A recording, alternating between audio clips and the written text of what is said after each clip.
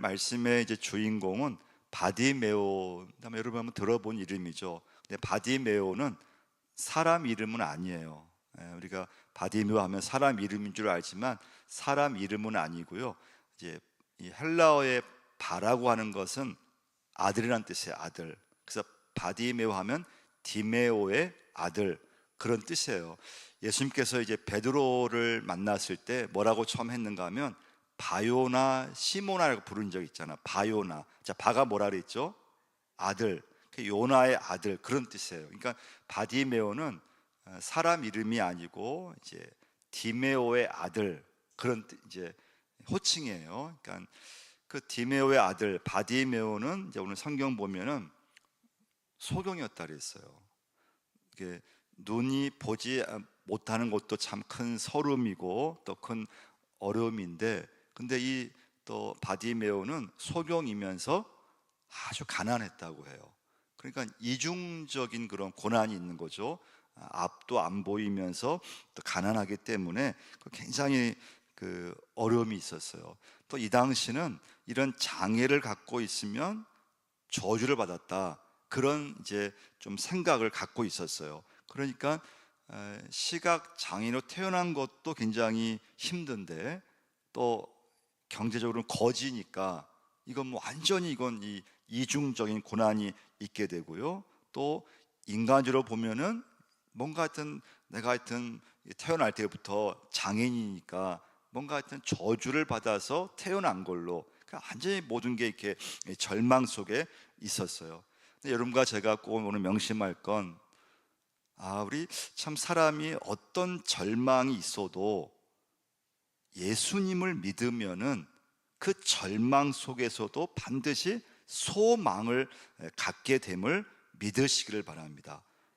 권사님, 저는 은혜남 들으면서도 참 그런 그 가정에 여러 어려움이 있었지만은 그래도 신앙 믿음이 있었으니까 또 기도하니까 그 속에서 또 소망이 되고, 그러면서 하나님께서 또 기도의 그런 열매를 주시는 걸 보면서, 여러분 우리 인생은 어떤 절망이 있어도 내가 예수 믿고 주님 안에 있으면은 소망이 생기고 희망이 생김을 꼭 기억하셔야 됩니다.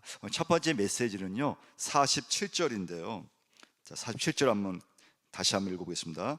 나사렛 예수시란 말을 듣고 소리질러 이르되 다윗의 자손 예수여 나를 불쌍히 여기소서 하거늘. 자, 이 바디메오가 길가에 앉았다가 이제 예수님이 지나가신다는 소식을 듣고 소리를 질렀다는 거예요. 나사렛 예수여 다윗의 자손 예수여 나를 불쌍히 여기소서. 이건 이 바디메오의 기도예요. 짧지만 예수여 나를 불쌍히 여기소서. 첫 번째 메시지예요. 짧은 구절인데, 아주 짧은 말씀인데 가장 강력한 바디메오의 기도였어요. 예수여 나를 불쌍히 여기소서. 그렇게 소리 지르고 부르셨다는 거예요. 간절히 기도했다는 거예요. 그런데 이 바디메오는 너무 간절해서 소리를 질렀어요. 그런데 사람들은 바디메오를 꾸짖었어요. 소리 지르지 말라고 막 책망했어요. 근데 바디메오는 거기에 이렇게 기가 죽지 않았어. 더 크게, 오늘 성경 말씀 보시면 더 크게 소리를 질렀다는 거예요. 부르셨다는 거예요. 예수여 나를 불쌍히 여기소서. 48절 한번 읽어보겠습니다. 많은 사람이 꾸짖어 잠잠하라 하되 그가 더욱 크게 소리질러 이르되 다윗의 자손이여 나를 불쌍히 여기소서 하느니라. 바디메오는 굉장히 끈질기게 부르셨어요. 근데 그게 기도예요. 할렐루야. 그게 간구예요. 예수님은 그의 끈질긴 부르짖음에 가던 길을 멈추셨어요. 그리고 바디메오를 부르라고 하신 거예요. 49절 읽겠습니다. 예수께서 머물러 서서 그를 부르라 하시니 그들이 그 맹인을 부르며 이르되 안심하고 일어나라 그가 너를 부르신다 하며, 결국 이 사건을 통해서 바디메오는 눈을 뜨는 역사가 일어나게 돼요. 그럼 첫 번째 메시지의 중요한 건 뭔가 하면요, 이 바디메오가 예수님께 다윗의 자손 예수여 나를 불쌍히 여기소서, 이건 이 바디메오의 기도였다는 거예요. 여러분, 기도는 무엇인가 하면요, 내가 예수님께 나아가는 통로고, 내가 예수님을 믿으면서 예수님을 내가 믿는 것이고, 내가 주님께 나아가는 시작과 방법, 그 모든 것은 기도인 줄 믿습니다. 그럼 기도는요, 여러분과 제가 살아가면서 내가 예수님께 나아가는 거, 그게 기도예요. 그 왜 나아가야 될까요? 여러분과 제가 왜 기도로 내가 예수 믿으면서 하나님 앞에 왜 이렇게 날마다 또 시간마다 왜 내가 기도함으로 하나님 앞에 왜 나가야 될까요? 그 이유는 긍휼을 얻기 위해서예요. 내 인생 가운데 하나님의 긍휼을 얻기 위해서예요. 이 긍휼이 왜 중요한가 하면요, 하나님이 여러분과 저를 불쌍히 여기시면 인생의 많은 문제는 해결되게 되어 있어요. 그게 기도의 은혜예요. 우리 병강 목사님 아까 간증에 얘기했잖아요. 어머니 기도를 이렇게 쭉 얘기하셨잖아요. 여러분과 제가 기도를 꼭 붙잡으셔야 돼요. 기도는 내가 예수 믿으면서 하나님께 나아가는 그 중요한 통로예요. 근데 왜 나가야 되느냐? 내 인생 가운데, 내 가정 가운데, 내 자녀 가운데, 내 인생 속에 긍휼을 얻기 위해서예요. 그 긍휼이 뭐냐? 하나님이 내 인생을 보면서 불쌍히 여기시는 거예요. 하나님이 내 가정, 내 자녀, 내 인생, 내 직장, 내 사업을 불쌍히 여기시면 문제가 해결되기 시작해요. 기도가 응답이 되기 시작해요. 그게 간증이에요. 은혜 나눔이 되는 거예요. 그래서 여러분, 하나님께 은혜를 받아야 되는데 그 은혜를 받는 길은 바디메오처럼 기도라고 하는 거예요. 그럼 기도를 놓치면 안 돼요. 예수님 당시에 많은 시각 장애인이 있었어요. 하지만 눈을 뜰 거라고 믿는 사람은 거의 없었어요. 그런데 바디메오는 예수님이 자신의 눈을 뜨게 해주실 것을 믿었다고 하는 거예요. 두 번째 메시지예요. 자, 바디메오는 볼 수는 없었어요. 근데 바디메오는 다행히 들을 수가 있었어요. 바디메오는 듣는 길을 통해서 예수님의 소문을 들었다는 거예요. 두 번째 메시지예요. 다시 47절을 한번 보시면요, 읽어보겠습니다. 나사렛 예수시란 말을 듣고 소리질러 이르되 다윗 자손 예수여 나를 불쌍히 여기소서 하거늘. 이게 중요한 말이 뭔가 하면 듣고라는 단어예요. 듣고. 바디메오가 이런 가난하고 눈도 안 보이고 이런 절망 속에서 어떻게 예수님이 지나가신다는 그런 말을 들었을 때 그 예수님 앞에 소리 질러서 기도할 수 있었을까요? 간구할 수 있었을까요? 여기서 중요한 건 나사렛 예수시란 말을 들었다는 거예요. 듣고. 그래서 여러분, 듣는 자가 복이 있는 줄 믿습니다. 그러면 성경을 보면요, 듣는 것을 굉장히 강조했어요. 우리 잘 아는 말씀 있잖아요. 로마서 10장 17절. 그러므로 믿음은 들음에서 나며 들음은 그리스도의 말씀으로 말미암았느니라. 그러므로 믿음은 들음에서 난다는 거예요. 하나님 말씀을 들어야 믿음이 생긴다는 거예요. 요한복음 5장 25절. 하나님의 아들의 음성을 들을 때가 오나니 곧 이때라. 듣는 자는 살아나리라. 그 성경은 하나님 말씀을 듣는 걸 강조하고 있고요, 그리고 듣는 것을 끝나면 안 돼요. 하나님 말씀을 들었을 때 깨닫는 게 중요해요. 말씀이 깨달아져야 돼요. 그러면 믿음이 돼요. 마태복음 13장 23절 말씀이에요. 좋은 땅에 뿌려졌다는 것은 말씀을 듣고 깨닫는 자니 결실하여 어떤 것은 100배, 어떤 것은 60배, 어떤 것은 30배가 되느니라 하시더라. 좋은 땅에 뿌려지는 것은 말씀을 듣고 깨닫는 자, 말씀을 듣고 깨달으면은 열매를 맺는다는 거예요. 100배, 60배. 그래서 여러분, 주일마다 또는 금요 기도회마다 교회 오실 때마다 말씀을 들을 때 그 말씀에서 뭔가 깨달음이 딱 되면요, 결단이 생기고 믿음이 되고 그게 한 주간 그 힘으로 살게 되고요. 근데 깨닫지 못하면 예배를 내가 1시간 한 2시간 이 자리에 앉아 있어도 오늘도 말씀을 듣고 깨달음이 없으면 아무런 그런 은혜를 받지 못해요. 그래서 여러분, 예배 드릴 때는 집중할 때 하나님 오늘 한 말씀이라도 저로 하여금 그 말씀에서 깨닫게 해달라 기도하셔야 돼요. 깨달음이 있어야 돼요. 그러면 영혼이 살아나요. 시편 55편 3절, 너희는 귀를 기울이고 내게로 나와 들으라. 그리하면 너희 영혼이 살리라.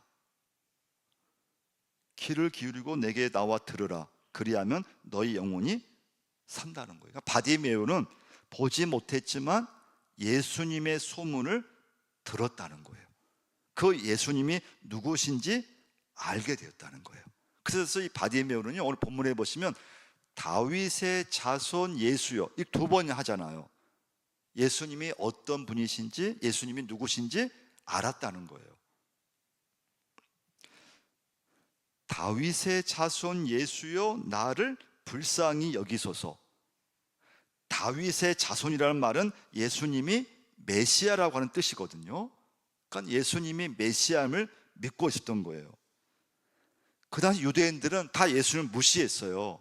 예수님을 인정하지 않았어요. 근데 바디메오는 예수님의 소문을 듣고 그 예수님이 메시아시고 그 예수님이 나의 이 약한 이 질병, 나의 이 보지 못하는 것을 예수님께서 보게 하는 능력이 있음을 믿었던 거예요.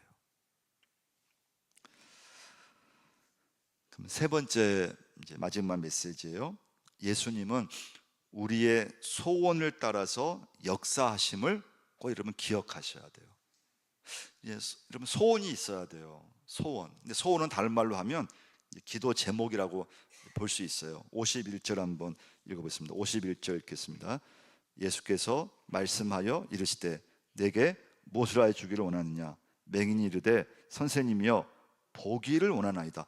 이 말씀을 보면요, 이 바디메오가, 이 맹인이 예수님께서 내가 너에게 무엇을 하여 주기를 원하느냐 이렇게 물었을 때, 주님, 저 보기를 원합니다.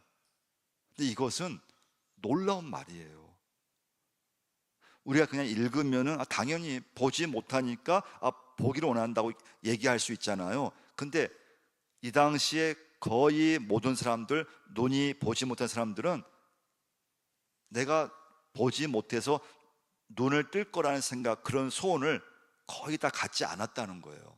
근데 바디메오가 예수님께 물었을 때, 주님, 저 보기를 원합니다, 이렇게 소원을 말했다고 하는 것은 놀라운 거라는 거예요. 그러면 주님이 오늘 여러분과 저에게 내가 너에게 지금 무엇을 하여 주기를 원하느냐 물었을 때 소원이 있어야 돼요. 금방 말할 수 있는 소원이 있어야 돼요. 근데 그 소원이 믿음에 의해서 예수님이 들었을 때 이게 놀라운 소원을 갖고 있는 거예요. 그런 믿음을 여러분과 제가 갖고 있어야 된다는 거예요. 그런 소원이 있어야 돼요. 믿음의 소원이 있어야 돼요. 그는 태어나서 한 번도 본 적이 없어요. 그 당연히 여길만 하잖아요. 그런데 예수님께서 내 소원이 뭐냐 물었을 때, 주님, 저 보기를 원합니다, 그 소원을 들어주신다는 거예요.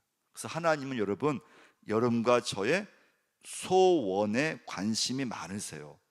그래서 목회자는 교회를 목회하면서 교회에 대한 소원을 자꾸 이렇게 갖고 있는 게 중요해요. 여러분은 직장이든 사업을 하면서 가정에서 자녀를 기르면서 소원이 있으셔야 돼요. 믿음의 소원이 있어야 돼요. 빌보 2장 13절 말씀이에요.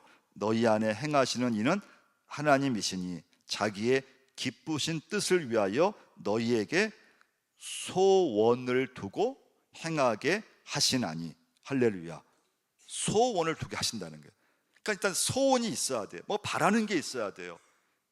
그래야지만 하나님께서 너희에게 소원을 두고 그 소원을 통해서 하나님의 뜻을 이루어 가신다는 거예요. 근데 소원이 없잖아요.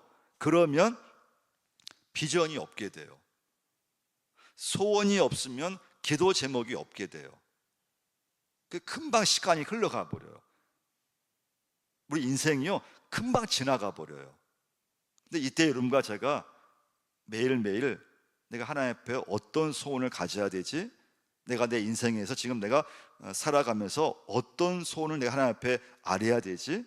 하나님은 마음의 소원을 이루어 준다고 약속해 주고 계세요.